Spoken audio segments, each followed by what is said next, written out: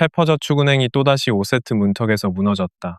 1월 6일 장충체육관에서 열린 GS칼텍스와의 진에어 2025-2026 V리그 4라운드 맞대결은 단순한 1패가 아니라 이 팀이 지금 어떤 구조적 한계 위에 서 있는지를 적나라하게 보여준 경기였다. 세트 스코어 2, 3-17, 25, 18-25, 25-19, 25-18, 15-17. 숫자만 보면 팽팽한 접전이었지만 마지막 한 점을 만들어내는 능력에서 두 팀의 간극은 분명히 존재했다. 경기 흐름은 치열했다.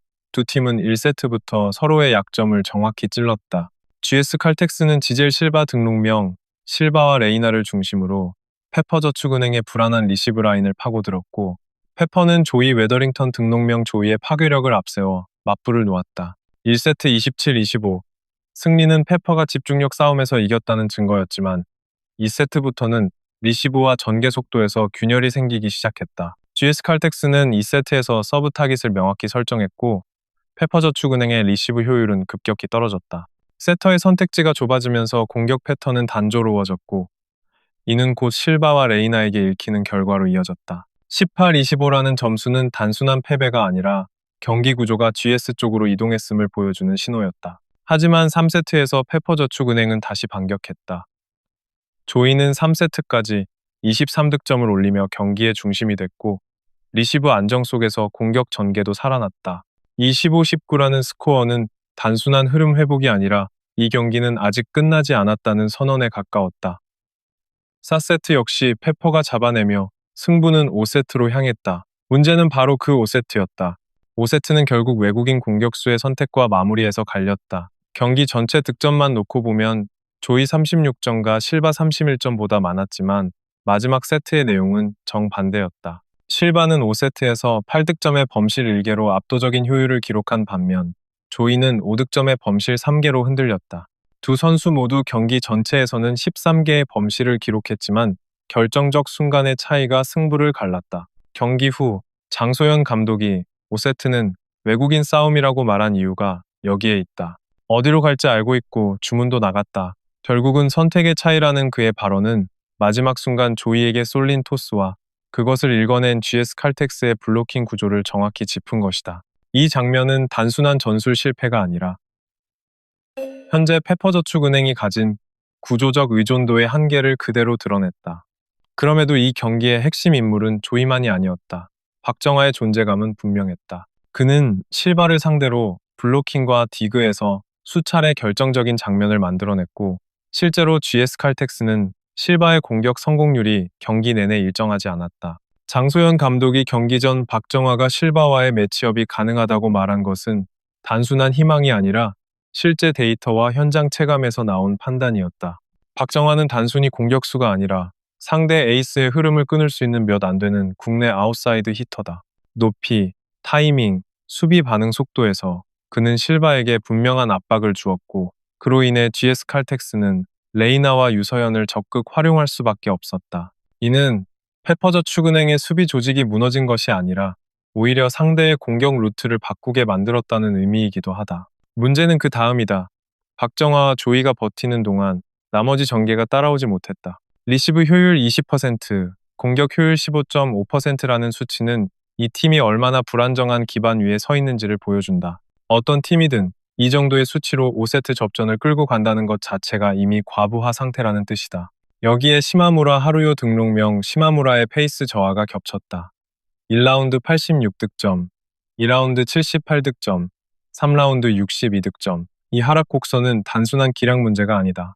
장 감독이 지적했듯 세계선수권을 치르고 늦게 합류한 일정, 빡빡한 이동, 연속 경기 속에서 컨디션 관리가 거의 불가능한 구조가 시마무라를 갉아먹고 있다. 장소연 감독이 회복 속도가 가장 중요하다고 말한 배경도 여기에 있다. 그는 선수 시절 40대 초반까지 코트를 지켰고 누구보다 피로가 기술과 판단력을 어떻게 갉아먹는지 잘 알고 있다. 박정아에게 나이가 들수록 더 많이 움직여야 한다고 말한 것도 단순한 근성이 아니라 회복 시스템이 없는 리그 구조 속에서 살아남기 위한 현실적 조언이다. 페퍼저축은행은 지금 선수 개인의 의지로 버티고 있는 팀이다.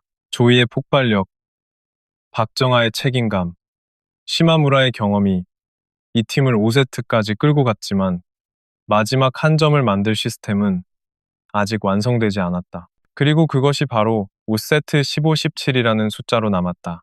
이 경기는 패배였지만 동시에 질문을 던졌다. 이 팀은 왜 항상 접전에서 무너지는가? 답은 명확하다. 과부하 상태의 핵심 자원, 불안정한 리시브 구조, 그리고 한쪽으로 쏠릴 수밖에 없는 공격 패턴. 이것이 지금 페퍼저축은행의 현실이다. 장소영 감독이 계속해서 대화를 하고 있다, 패턴을 바꾸고 있다고 말하는 이유도 바로 이 구조를 깨기 위해서다. 이 팀은 아직 완성되지 않았지만 적어도 문제를 정확히 보고 있다. 그리고 그 중심에 박정아가 있다. 그는 단순한 베테랑이 아니라 이 팀이 무너지지 않기 위해 마지막까지 버티는 축이다. 5세트에서 모든 계산이 무너졌지만 이 팀이 무엇을 바꿔야 하는지는 분명해졌다. 승부는 실바와 조이의 싸움으로 끝났지만 다음 승부는 페퍼저축은행의 구조와 회복 능력이 결정할 것이다. 지금 이 팀은 패배보다 더 중요한 질문 앞에 서 있다. 그리고 그 질문에 답하지 못한다면 5세트의 악몽은 계속 반복될 것이다. 이번 과로 논란이 더 민감하게 받아들여지는 이유는 페퍼저축은행만의 문제가 아니라 현재 여자 V리그가 안고 있는 구조적 피로 누적 문제와 정면으로 맞닿아 있기 때문이다. 시즌 중 이동거리, 촘촘한 일정, 그리고 외국인 선수 중심의 전술 구조는 특정 팀이 아니라 리그 전체에 공통된 부담을 준다.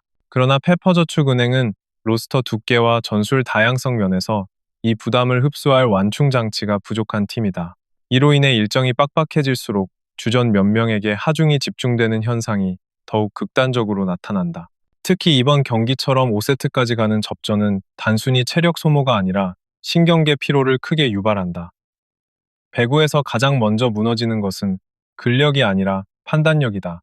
서브 리시브의 방향 선택, 블로킹 타이밍, 공격 타이밍 조절은 모두 미세한 반응 속도와 집중력에 의존한다. 페퍼가 5세트 후반부로 갈수록 볼을 정확히 처리하지 못하고 한 박자 늦은 플레이를 반복한 것은 기술적 결함이 아니라 이미 몸과 신경이 포화 상태에 이르렀다는 신호로 해석하는 것이 더 타당하다. 이 지점에서 벤치 운영의 문제가 부각된다.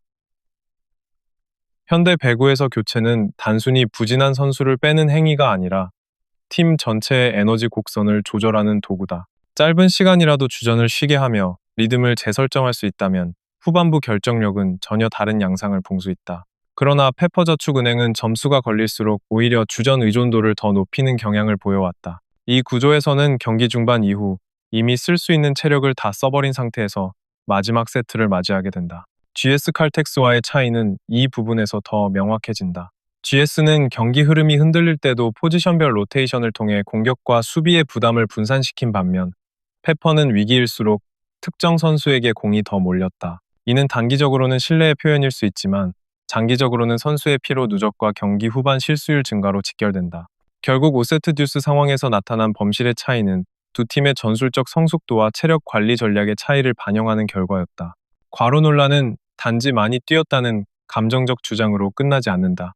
이는 이 팀이 어떻게 시즌을 운영하고 어떻게 자원을 배분하며 어떻게 승부처를 준비하는지에 대한 근본적인 질문이다. 페퍼저축은행이 접전에서 계속 무너지는 이유는 의지나 집중력 부족이 아니라 이미 소모된 상태에서 승부를 강요받는 구조에 가깝다.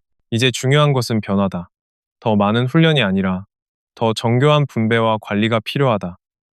교체, 로테이션, 전술, 다변화는 선택이 아니라 생존 조건이 됐다. 그렇지 않다면 페퍼저축은행은 아무리 5세트까지 버텨도 마지막 한 점을 만들 힘은 남아있지 않을 것이다.